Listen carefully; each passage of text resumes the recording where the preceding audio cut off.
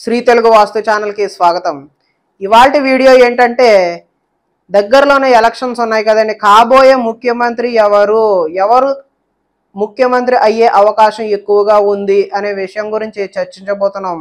ఎందుకంటే ఇప్పటికే రకరకాల యూట్యూబ్ ఛానల్స్లో చాలామంది ప్రముఖులు ప్రిడిక్షన్స్ చెప్పడం జరిగింది, ఎవరు ముఖ్యమంత్రి అయ్యే అవకాశం ఉంటుంది అని చెప్పేసి. గతంలో కూడా కేసీఆర్ గారు ముఖ్యమంత్రి అయ్యే అవకాశం ఎక్కువగా ఉంది అని చెప్పేసి కావచ్చు టీవీలో చాలా మంది జ్యోతిష పండితులు చెప్పడం జరిగింది. కానీ అది నిజమైందండి? కాలేదు. రేవంత్ రెడ్డి అయ్యారు. ఏ విధంగా ఇటువంటి ప్రిడిక్షన్స్ రాంగ్ అవుతున్నాయి, అసలు జ్యోతిష శాస్త్రం ప్రకారం మనం దీన్ని ప్రిడిక్ట్ చేయగలమా లేదా అనే విషయాల గురించి చర్చించబోతున్నాం. ఫైనల్గా వీడియో ఓపికగా లాస్ట్ వరకు చూస్తే మాత్రమే మీకు కంటెంట్ అర్థమవుతుంది. కంక్లూజన్ కూడా లాస్ట్లోనే ఇవ్వడం జరుగుతుంది. ప్రేక్షకులందరూ దీన్ని గమనించవలసిందిగా కోరుతూ, ఫస్ట్ ఆఫ్ ఆల్ మీరు ఒక చిన్న లాజిక్ అనేది గుర్తుపెట్టుకోవాలండి. ఎందుకంటే తర్కం అనేది ఇక్కడ చాలా ఇంపార్టెంట్. ఏదైనా మనం రాజకీయ పరంగా కావచ్చు, వేరే ఏదైనా ప్రిడిక్షన్ గురించి చెప్పేటప్పుడు, ఇప్పుడు సపోజ్ ఇప్పుడు సీఎం ఎవరు అవుతారు అంటే ప్రధానంగా ఆంధ్రప్రదేశ్లో జగన్ గారు వైఎస్ఆర్సీపీ నుంచి ముఖ్యమంత్రి అయ్యే అవకాశం ఉంది అని చెప్పామనుకోండి. అపోనెంట్స్ ఎవరున్నారండి? చంద్రబాబు నాయుడు గారు కూటమి ఉంది, పవన్ కళ్యాణ్ గారు బీజేపీ పొత్తుతో కలిపి ఉంది. ప్రధానంగా పోటీ అనేది ఈ రెండు పార్టీల మధ్య జరుగుతుంది కాబట్టి ఒక రాయేస్తారండి. ప్రిడిక్షన్ అంటే ఒక రాయేస్తారు. జ్యోతిష్య శాస్త్ర ప్రముఖులు ఎవరైతే ఉన్నారో వాళ్ళు ఒక రాయేస్తారు. ఇప్పుడు రెండే పార్టీలు ఉన్నాయి. ఏంటంటే YCP are TDP, JSP plus BJP. ఇప్పుడు ఈ రెండే ఉన్నాయి. అయితే వీళ్ళు అవ్వాలి జగన్మోహన్ రెడ్డి గారు, లేదంటే వీళ్ళ కూటమిలో ఎవరైనా చంద్రబాబు నాయుడు గారు కానీ, పవన్ కళ్యాణ్ గారు కానీ, లేదంటే వారు ఏ విధంగా మాట్లాడుకున్నా ఈ పొత్తు నుంచి ఒకరు సీఎం అయ్యే అవకాశం ఉంటుంది. ఇప్పుడు ఏమైందండి? అయితే వీళ్ళు లేకపోతే వీళ్ళు ఒక రాయేస్తారు, జగన్ గారు ముఖ్యమంత్రి అవుతారు అని. కాలేదనుకోండి, ఎందుకు కాలేదో ఇప్పుడు నేను వీడియోలో చెప్పేటటువంటి ఎక్స్ప్లెనేషన్ అంతా కూడా చెప్పుకుంటూ వస్తారు. అది వినే ముందర ఒకవేళ లేదంటే చంద్రబాబు నాయుడు గారు ముఖ్యమంత్రి అవుతారని చెప్పారు అనుకోండి, అంటే రెండే ఆప్షన్లు, ఏదో ఒక దానికి రాయేస్తారు. లేదంటే కొంతమంది ఒక పార్టీకి ఒక రాయేస్తారు, ఈ వీళ్ళు సీఎం అవుతారని, లేదంటే ఈ పార్టీ వాళ్ళు సీఎం అవుతారని చెప్పేసి ఒక రాయేస్తారు. ఎవరైతే వారు చెప్పిన వారు ముఖ్యమంత్రి అయ్యారో వాళ్ళు ఏం చెప్పుకుంటారండి? అదిగో నేను చెప్పాను కదా, నేను ఎప్పుడో చెప్పాను, చూసారు కదా నేను చెప్పింది జరిగింది, నేనే గొప్పవాడిని అని. అర్థమైంది కదండి? నేను చెప్పాను కాబట్టి ముఖ్యమంత్రి అయ్యారు, నాకు జాతకంలో చాలా పట్టు ఉంది, ప్రావీణ్యం ఉంది, నేను చెప్పాను కాబట్టి జరిగింది అని చెప్పేసి గొప్పలు చెప్పుకోవడానికి తప్పితే ఆస్ట్రాలజీ పరంగా ఎంతవరకు స్కోప్ ఉన్నది అనే విషయాన్ని నేను మా గురువుల ద్వారా చర్చించి నేను ఇప్పుడు ఎక్స్ప్లెయిన్ చేయబోతున్నాను. ప్రధానంగా రాజకీయంలో ముఖ్యమంత్రి అవ్వాలంటే వారికి రాజయోగం లేదంటే విపరీత రాజయోగం ఉందా లేదా జాతకంలో అనేది చూడవలసి వస్తుంది. అదేవిధంగా ప్రస్తుత ముఖ్యమంత్రి జగన్మోహన్ రెడ్డి గారు కావచ్చు, లేదంటే పొత్తులో ఉన్నటువంటి చంద్రబాబు నాయుడు గారు కానీ, పవన్ కళ్యాణ్ గారు కానీ, వారి యొక్క జాతకాలు వీరి దగ్గర ఉన్నాయా అని నేను క్వశ్చన్ చేస్తున్నాను. ఎందుకంటే ఎవరి దగ్గర కూడా వారి యొక్క పర్సనల్ జాతకాలు అనేవి ఉండవండి. ఉంటే వారి లగ్నంతో ఏంటంటే ఇప్పుడు చిరంజీవి గారి మనవరాలు పుట్టింది అనేసరికి స్వామి గారు మనవరాలు యొక్క జాతక చక్రంతో సహా ఎక్స్ప్లెయిన్ చేస్తారండి. అర్థమవుతుంది కదండి? నిజంగా చంద్రబాబు నాయుడు గారిది కానీ, పవన్ కళ్యాణ్ గారిది కానీ, లేదంటే జగన్మోహన్ రెడ్డి గారిది కానీ వారి యొక్క పర్సనల్ హోరోస్కోప్ అంటే బర్త్ చార్ట్ ఏదైతే ఉందో వాళ్ళ దగ్గర ఉంటే అది ఎక్స్ప్లెయిన్ చేసేస్తారండి పబ్లిక్లో పెట్టి. ఎందుకంటే వాళ్ళకి వ్యూస్ కావాలి కదండి. అలాంటి వీడియో కానీ అలాంటి ఎవిడెన్స్ కానీ వీరి దగ్గర ఎవరి దగ్గర ఉన్నట్టు లేదు.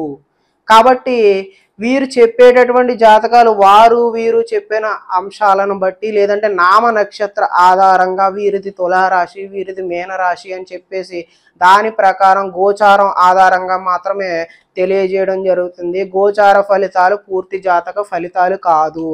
ఇకపోతే ముఖ్యమంత్రి అవ్వాలి అంటే ఎక్కువ సీట్లు, అసెంబ్లీ సీట్లు ఎవరికైతే ఎక్కువ వస్తాయో వారు ఎన్నిక జరుపుకుని ముఖ్యమంత్రి అభ్యర్థిని నిలుపుకోవడం జరుగుతుంది. ప్రధానంగా పార్టీల పరంగా చూస్తే జగన్మోహన్ రెడ్డి గారు, ఇక్కడ కూడా చంద్రబాబు నాయుడు గారు అని అనుకుందాం.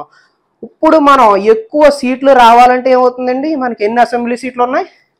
175 అసెంబ్లీ సీట్లు ఉన్నాయి. చూడండి, ఇప్పుడు 175 అసెంబ్లీ సీట్లు ఉన్నప్పుడు 175 ఇటు సైడ్ నుంచి పోటీ చేస్తారు, ఇటు సైడ్ నుంచి 175 మంది పోటీ చేస్తారు. వీరి జాతకం ప్రకారం మాత్రమే ఇక్కడ సిబిఎన్, ఇక్కడ జగన్ గారు, వీరి జాతకం ప్రకారం మాత్రమే సీఎం అయిపోతారండి. మరి ఇంకా అలాగైతే ఈ 175 మంది, ఈ 175 మంది ఎందుకండి? ఇంచుమించుగా ఎంతమంది అవుతున్నారు? 350 మంది అవుతున్నారు.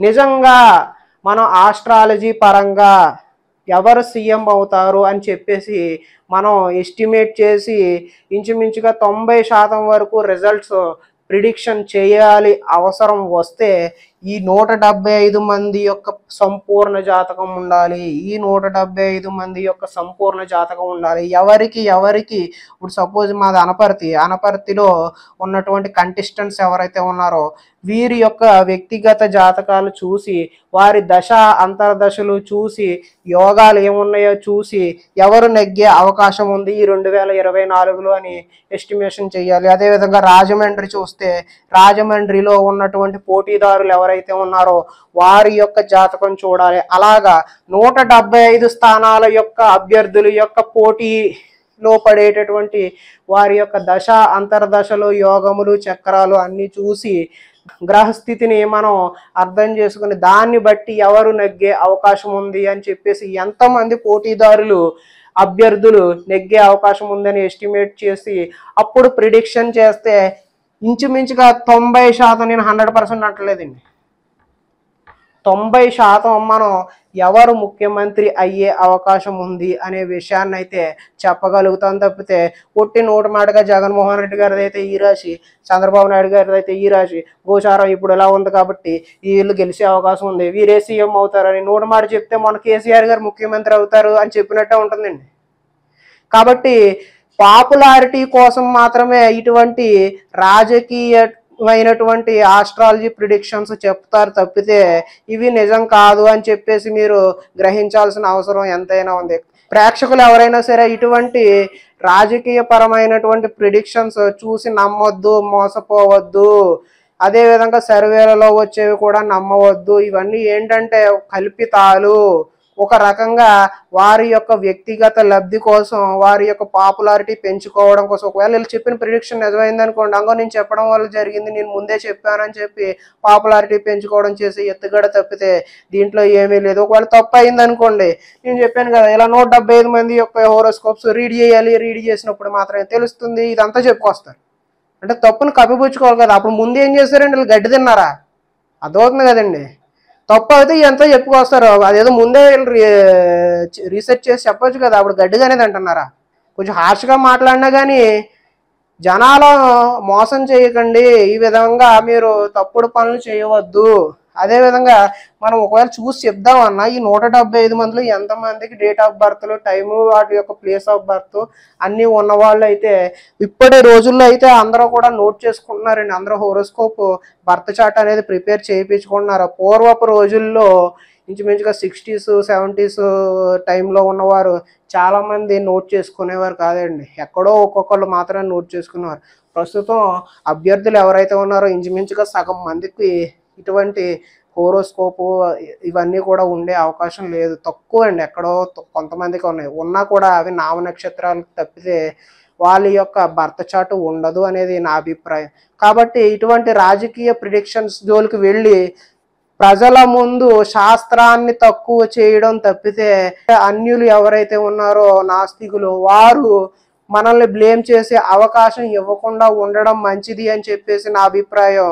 విజ్ఞులు ఎవరో కూడా తప్పుగా పర్సనల్గా తీసుకోవద్దు, అన్యదా భావించవద్దని తెలియజేస్తూ నేను మీ అశోక్ రెడ్డి, వాస్తు కన్సల్టెంట్. ధన్యవాదాలు.